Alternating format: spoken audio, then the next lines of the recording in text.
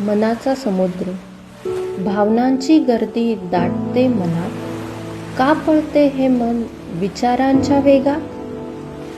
समुद्रासारखाच असतो मनाला वाव, छोट्या मोठ्या लहरींमध्ये बसलेलं ते गाव.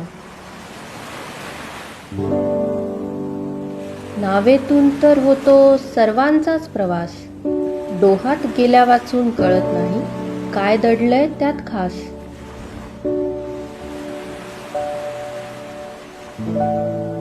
भरती, ओहोटी, वादळ आणि वारा, मनातही असतो साऱ्या सुखदुःखांचा पसारा.